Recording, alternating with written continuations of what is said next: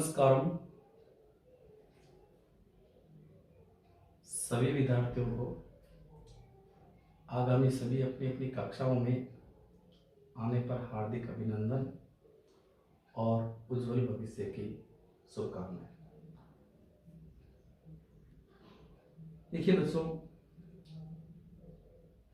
आज हम अपना टॉपिक संधि पढ़ेंगे।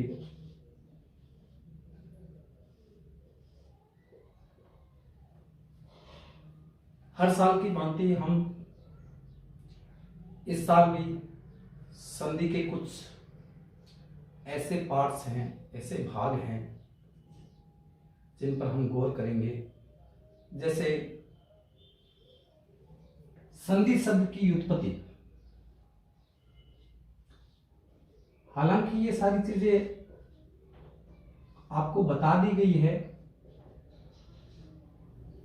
लेकिन फिर भी अगर हम इनका तकनीक के माध्यम से अध्ययन करना चाहें तो और भी बेहतर होगा, क्योंकि हम इनको अपनी इच्छा के अनुसार जितनी बार चाहें देख सकते हैं और जब तक समझ में नहीं आए हम इनका अध्ययन कर सकते हैं। तो मैं आपको बता चुका हूं, संधि शब्द संस्कृत में ऐसे कोई शब्द नहीं है जो बिना किसी उपसर्ग के, धातु के या फिर प्रत्ययों के बनते हो। तो संधि शब्द में हम देखते हैं तो संधि शब्द में सम उपसर्ग जुड़ता है। अब इनके अलावा और भी सारे शब्द हैं, जैसे समास है, संस्कार है, संस्कृत है, संधि है, सम उन्नयन है। तो इन सब में सम उपसर्ग का प्रयोग होता है।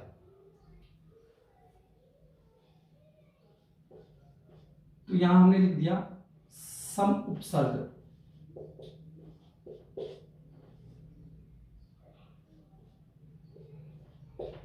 पूर्वक। ये तो हुई बात उपसर्ग की। देखिए, किसी भी शब्द में हम तीन चीजें देखते हैं। जैसे कि अपना एक प्रकरण चलता है प्रकृति प्रत्यय।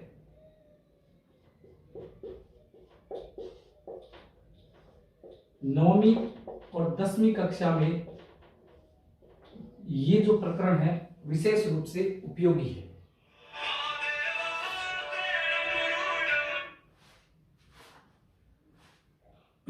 उसके बाद हम बात करते हैं धातु की। तो इसमें लुधाई धातु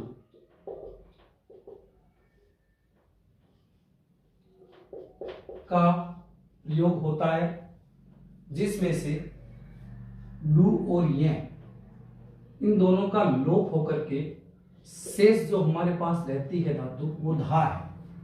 धा का अर्थ होता है धारण करना। और उसके बाद एक सूत्र लगता है धो की।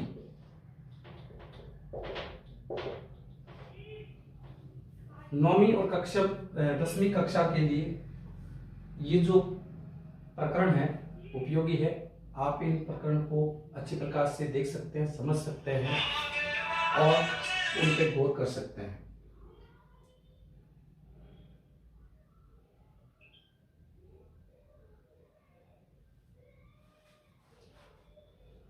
तो सम उपसर्ग आ गए अपने पास, धाय लुधाई में से ले लिए हमने, और सूत्र आ गया धो की। और धो की का जो हम की वाला लास्ट वाला शब्द है, अंतिम वर्ण है, उसमें से हम की प्रत्यय लेते हैं और इससे शब्द बना संधि। तो ये तो अपने संधि शब्द की उत्पत्ति हो गई। अब हम बात करते हैं संधि शब्द की परिभाषा। संधि शब्द की परिभाषा सबको पता होगी, हिंदी विषय में भी आती है, हिंदी में भी आपको पढ़ाया जाता है संधि के बारे में, और संस्कृत में भी हमने षष्ठी से लेकर के 10वीं तक ये जो प्रकरण है चलता है। तो परिभाषा आपको निश्चित रूप से इसकी आती है। इसकी परिभाषा अगर संस्कृत में देखें तो परिभाषा इसकी होती है बहुवर्णस्य परस्परम मेलनम यत इति शब्दस्य संधि कथ्यते। या इसको हम पाणिनि की जो अष्टाध्यायी पुस्तक है उसमें से अगर इसको देखते हैं तो इसका सूत्र होता है पर सन्निकर्ष है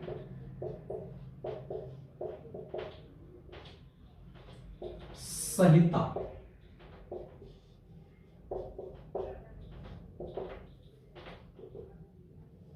पर सन्निकर्ष है संहिता, अर्थात पर का होता है पराई और सन्निकर्ष शब्द का अर्थ होता है निकटता और संहिता शब्द का अर्थ होता है संधि, यानी संधि को संहिता ही बोला जाता है।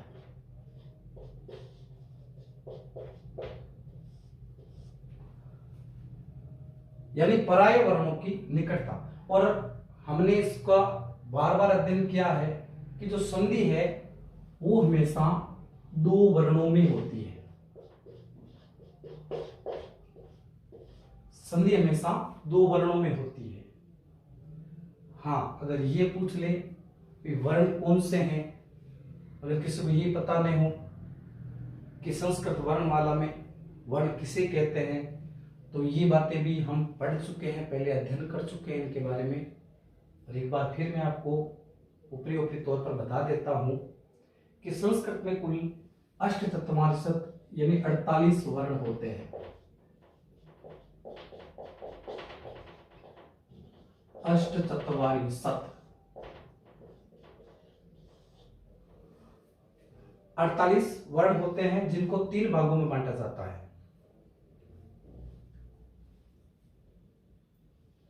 स्वर या स्वरः, व्यंजनः या अयोगवा।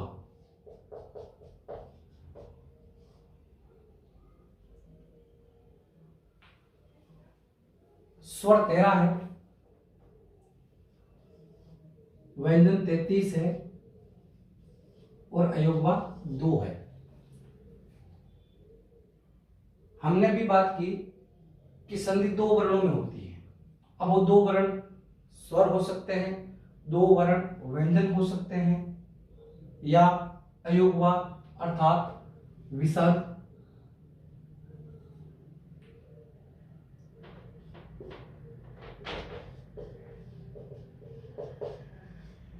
या अनुस्वार।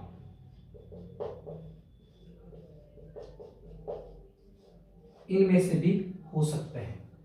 अगर विसर्ग के स्थान पर कोई परिवर्तन होता हो तो वो संधि विसर्ग संधि होती है, और अगर अनुस्वार के स्थान पर कोई परिवर्तन हो रहा है तो निश्चित रूप से वो अनुस्वार संधि होती है। अनुस्वार संधि खुद अपने नाम से जानी जाती है। अब हम बात कर रहे हैं संधि शब्द की परिभाषा। तो पर सन्निकर्ष संहिता अर्थात पराय वर्णों की निकटता, या इसको हम ऐसे समझ सकते हैं कि 2 वर्णों के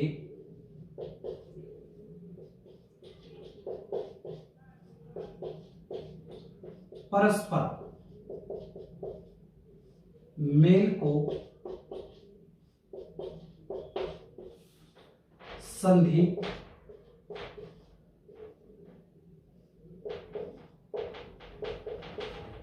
कहते हैं।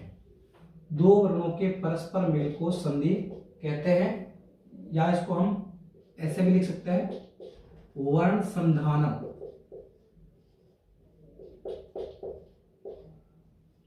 वर्ण संधानम। संधानम शब्द क्या है? संधानम का अर्थ है जोड़ना, साधना।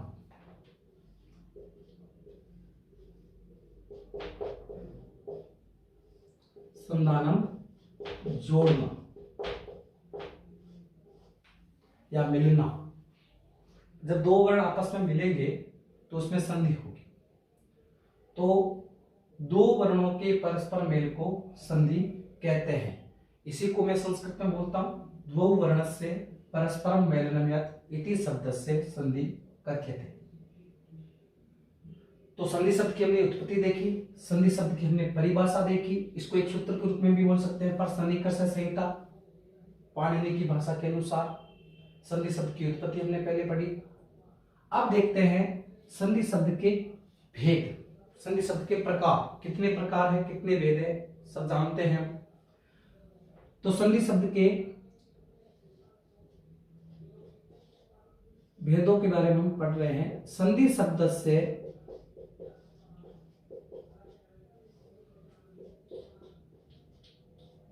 त्रय भेदा संधि, संधि शब्द के तीन भेद हैं। तीन भेद कौन कौन से हैं? सबसे पहले एच, जिनको कहते हैं स्वर,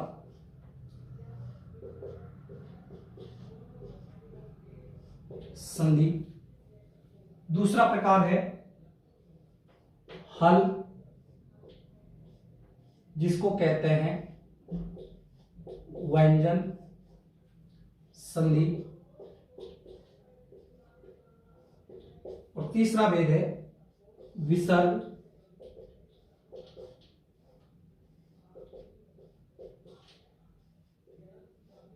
संधि। तो संधि शब्द के तीन भेद हो गए, अच, हल और विसर्ग। एच, हल और विसर्ग। एच क्या है? एच स्वरों को ही बोला जाता है। एच प्रत्याहार। आपको बताया गया है कि संस्कृत व्याकरण में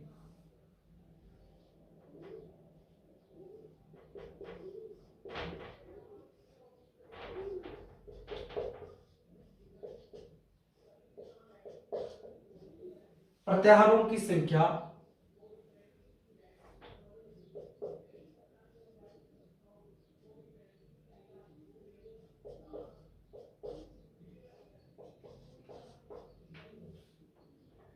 41 मानी गई है।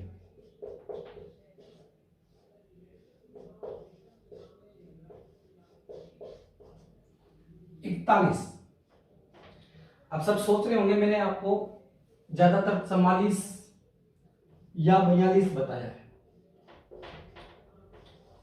ये कैसे? अष्टाध्यायी में जब पाणिनि ने अपनी पुस्तक लिखी थी तो उसमें 41 ही माना, लेकिन उसके बाद एक सूत्र लागू हुआ, उरण रप्रय। इस उरण रप्रय में से इन्होंने रे को ले लिया, रे प्रत्याहार को लेकर के फिर इसकी संख्या कर दी 42। 42 लेने के बाद फिर इसमें से इन्होंने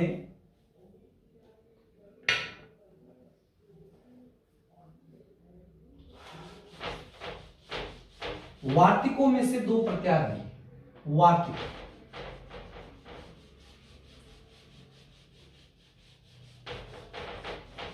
यानी पाणिनि ने जो अष्टाध्यायी पुस्तक लिखी थी उसमें कुछ कमियां रह गई थी, उस कमियों को पूरा करने के लिए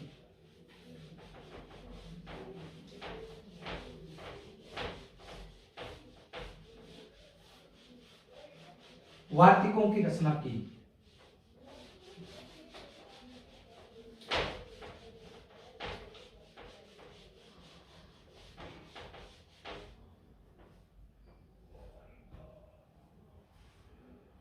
अब वार्तिकों में से इन्होंने 2 प्रत्याहार और लिए,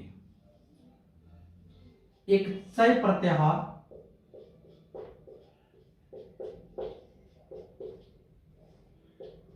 और एक यम प्रत्याहार।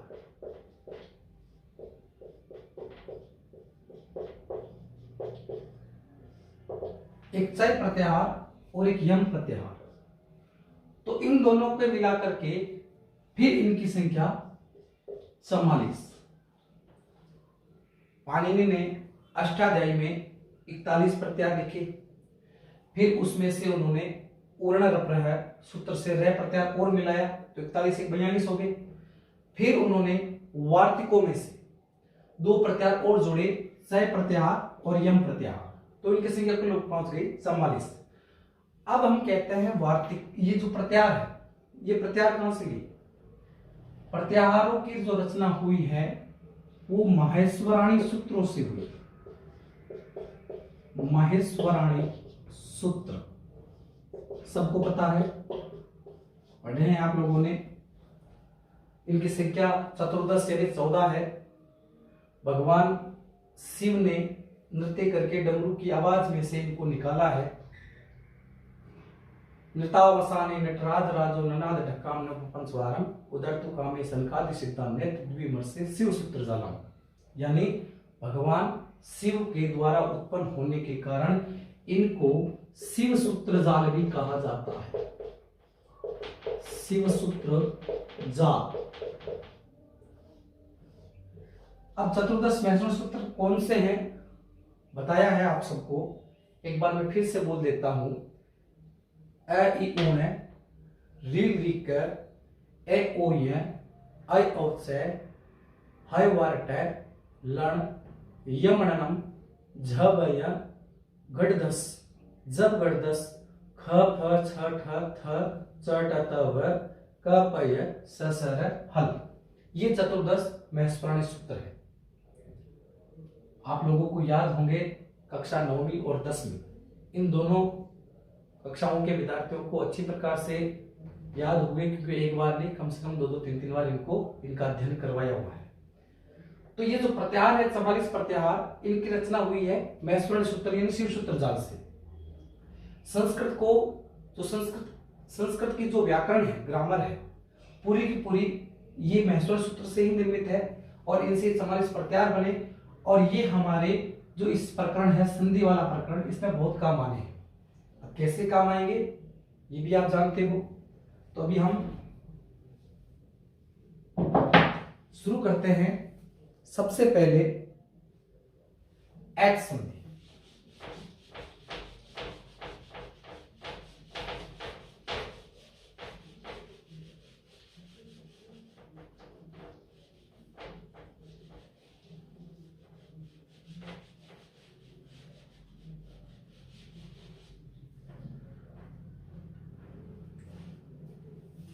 सबसे पहले हम अपना टॉपिक शुरू करेंगे आज। एच स्वर संधि।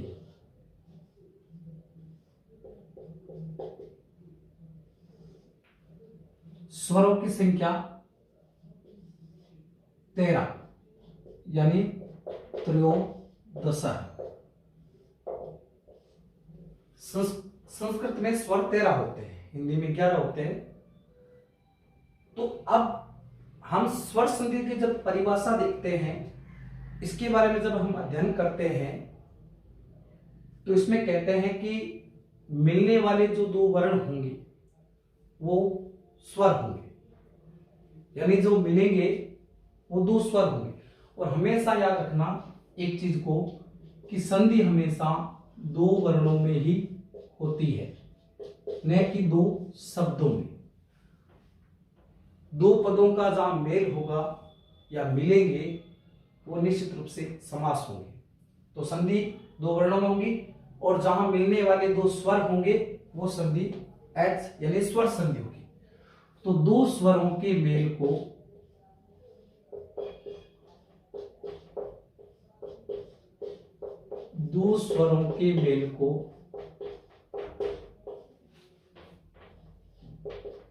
एच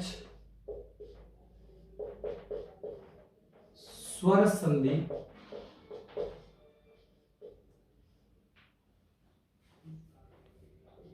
कहा जाता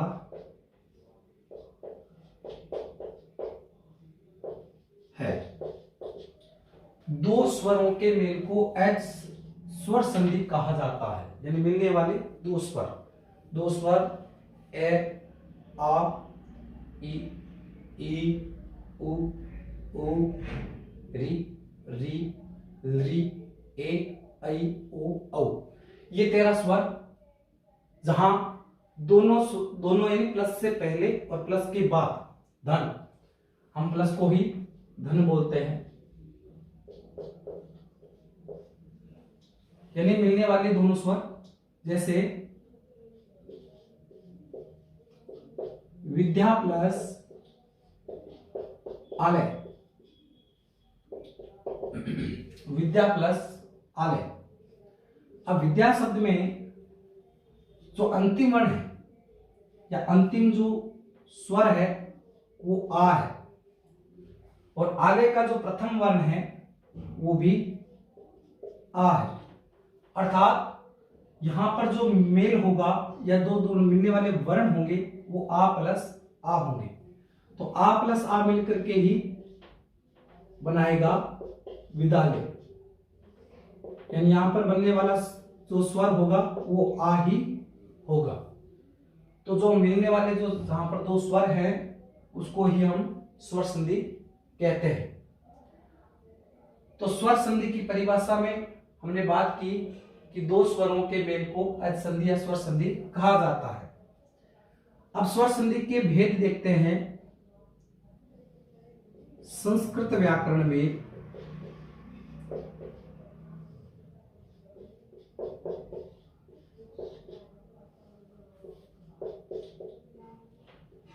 संधि शब्द से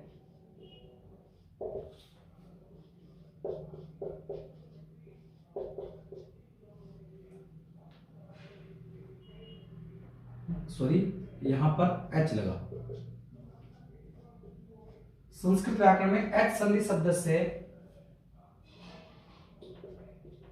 अष्ट यानी 8 वेदा संधि, स्वर संधि के कुल 8 भेद होते हैं। हालांकि अष्टवीं कक्षा तक हम इनकी जो संधि के प्रकार है वो हम 5 प्रकार देखते हैं। फिर 9वीं और 10वीं कक्षा में हम इसके 7 प्रकार देखते हैं। तो अष्ट यहां में लिखा 8, यानी इसका एक भेद और होता है जो कि आपके पाठ्यक्रम में लागू नहीं होता है, लेकिन फिर भी प्रकार है, हमें पता रहना चाहिए कि संधि जो स्वर संधि है उसके कौन कौन से भेद है।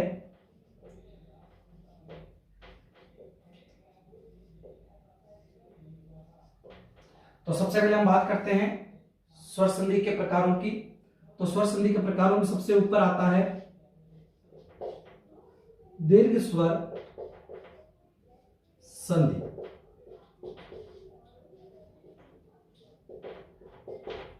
उसके बाद लिखते हैं गुण स्वर संधि। उसके बाद लिखते हैं वृद्धि स्वर संधि।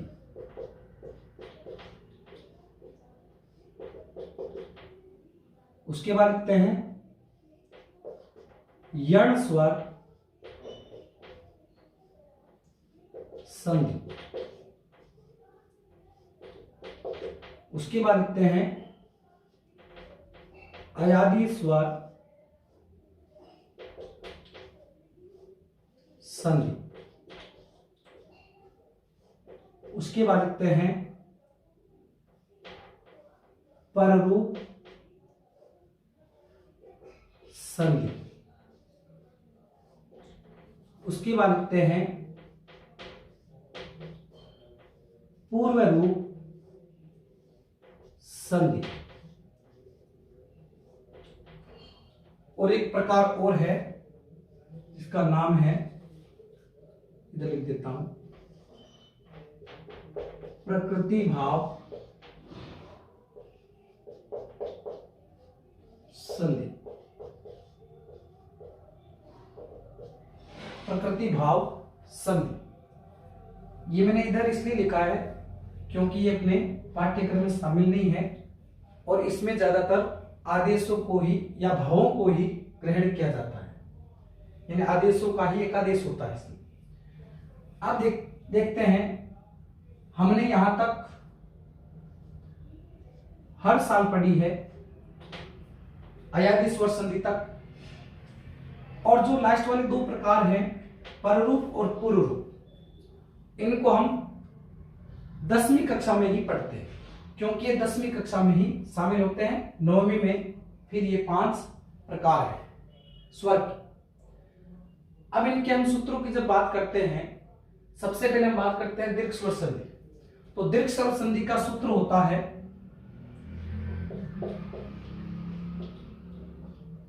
अकर सवर्ण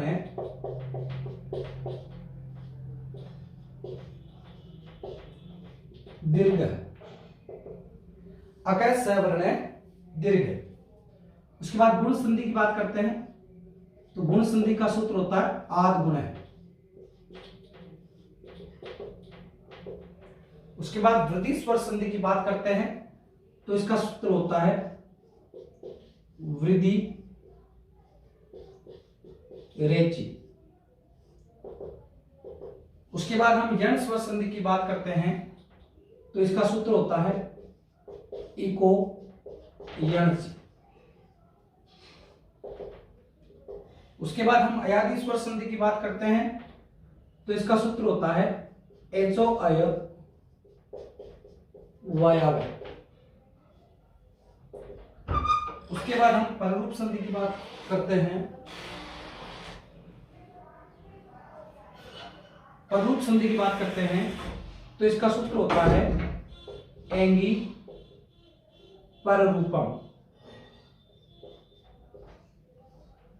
और लास्ट में जो बात करेंगे पूर्व रूप संधि की, तो इसका सूत्र होता है एंग पदांत आदि। अब चूंकि हमारे ये पाठ्यक्रम में नहीं है, तो हम इस संधि के बारे में बात नहीं करेंगे। तो अभी थोड़ी देर पहले मैंने बात की प्रत्याहारों की, कि हमारे पास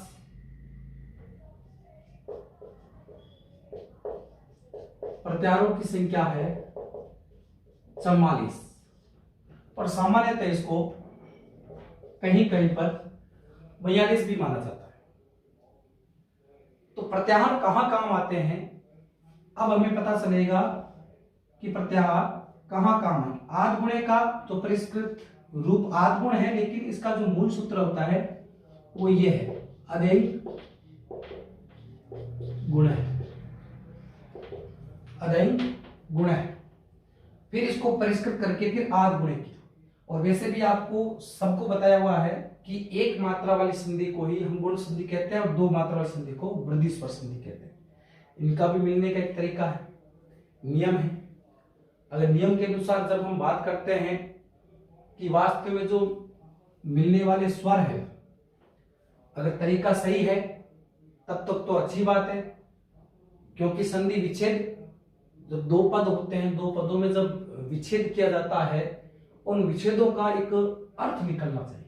यानी विद्या, सब जानते हैं विद्या क्या होता है, और आले यानी संग्रह है, भंडार। हम जहां विद्या ग्रहण करने जाते हैं उसी को ही हम विद्यालय कहते हैं। जहां से हम विद्या एकत्रित या संग्रहण करने जाते हैं वो विद्यालय। तो दोनों का अर्थ निकल रहा है। उसी प्रकार संधि शब्द में दोनों पदों का सार्थक अर्थ निकलना चाहिए, निरर्थक नहीं होनी चाहिए संधि विच्छेद। तो हम बात करते हैं सबसे पहले दीर्घ स्वर संधि की। हमारा जो मूल उद्देश्य है वो इनको समझना है, न कि इनको देखना या रटना बार बार। तो एक बार देख लोगे समझ में आ जाएगा, क्योंकि हमने इसको बहुत पढ़ा है। दीर्घ स्वर संधि को हिंदी में पढ़ा है, संस्कृत में भी पढ़ा है। तो अकह, सबसे पहले हम बात करते हैं अकह है। क्या है अकह? अकह प्रत्याहार है। और अकह में हम किन किन को शामिल करते हैं? यानी अकह में निश्चित रूप से स्वर होंगे, क्योंकि हम कौन सी संधि पढ़ रहे हैं? स्वर संधि पढ़ रहे हैं। तो अकह प्रत्याहार में जब हम बात करते हैं, शामिल है अ, ई, उ, री और ली। और संस्कृत व्याकरण में इनको ही मूल स्वर माना जाता है, यानी मूल स्वरों की संख्या 9 है। संस्कृत में मूल स्वर 9 है। मूल स्वर 9 कैसे हैं? जैसे 5 तो ये हो गए, उसके बाद 4 इनके दीर्घ हो जाएंगे।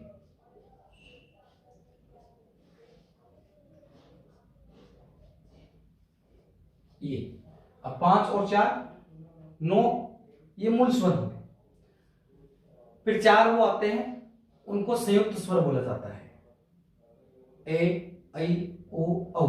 फिर 9 4 13 हो गए। तो अकय में हम इनको शामिल करते हैं, ए ई उ री और ली। अब देखो सूत्र को ध्यान से देखो, अकय सवर्ण है, दीर्घ सवर्ण का अर्थ है समान वर्ण, यानी वर्ण समान होना चाहिए। इनके बाद अब इनमें से एक ली है, इसको और निकाल दो, क्योंकि ली का दीर्घ नहीं होता है। जो ली है स्वर है उसका दीर्घ नहीं होता है।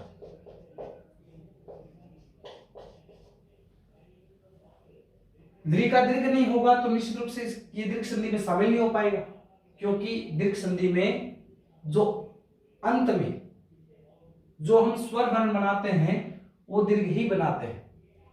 इन चारों का हो जाएगा लेकिन ली का नहीं होगा। अब हम बात करते हैं, वापस अपने सूत्र में आते हैं। तो सूत्र कहता है अकय सवर्ण दीर्घ, अर्थात ए ई उ री के बाद कोई समान वर्ण ए के बाद ए हो सकता है, ए के बाद आ हो सकता है, इनके अलावा दूसरा या तीसरा कोई नहीं हो सकता। ई के बाद ई हो सकता है, छोटा ई हो सकता है, बड़ा ई हो सकता है। ऊ के बाद छोटा ऊ हो सकता है, बड़ा ऊ भी हो सकता है। री के बाद छोटा री भी हो सकता है, बड़ा री भी हो सकता है। तब वो अपना दीर्घ बन जाता है, और दीर्घ हमेशा ये रहते हैं, आ बड़ी बड़ा ऊ और बड़ा री, तो वो दीर्घ संधि है।